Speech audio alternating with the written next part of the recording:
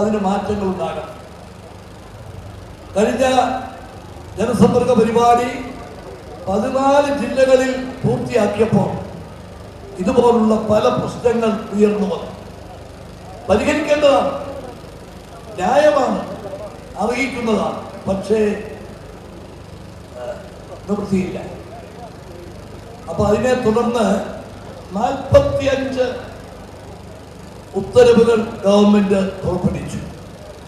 അതിലെ 43 ഗവൺമെന്റ് ഉത്തരവുകളുള്ള ജനപക്ഷ ചുവടുകളാണിത്. PRD പ്രസിദ്ധീകരിച്ച ഒരു പ്രസിദ്ധീകരണം. 43 ഓർഡറുകളുണ്ട്. 45 ഓർഡറുകൾ ഇറക്കി. ജനസമ്പർക്ക പരിപാടി അതിനെ കുറിച്ച് അനുകൂലമായും പ്രതികൂലമായും പല അഭിപ്രായങ്ങളും ഉയർന്നു വരുന്നുണ്ട്. ജനസമ്പർക്ക പരിപാടി ജനങ്ങളുടെ പ്രശ്നങ്ങൾ, ആവശ്യങ്ങൾ അത് കണ്ടറിഞ്ഞ് പ്രവർത്തിക്കുന്നതിനുള്ള ഒരു കൂട്ടായ്മയാണ്. ഗവൺമെന്റും ഗവൺമെന്റ് ഉദ്യോഗസ്ഥരും ജനപ്രതിനിധികളും പൊതുജനങ്ങളും ചേർന്നിട്ടുള്ള ഒരു കൂട്ടായ്മ. നമ്മുടെ സമൂഹത്തിൽ ധാരാളം പ്രശ്നങ്ങളുണ്ട്.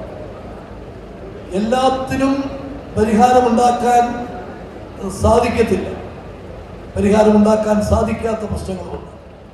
പക്ഷേ പരിഹാരം ഉണ്ടാക്കാൻ സാധിക്കുന്ന കാര്യങ്ങൾ, പരിഹാരം ഉണ്ടാക്കേണ്ട കാര്യങ്ങൾ അത് കണ്ടറിഞ്ഞ് അതിനു വേണ്ടിയിട്ടുള്ള പ്രവർത്തനങ്ങൾക്കുള്ള ഒരു വേദിയായിട്ടാണ് ജനസമ്പർക്ക പരിപാടിയെ നമ്മൾ കാണുന്നത്.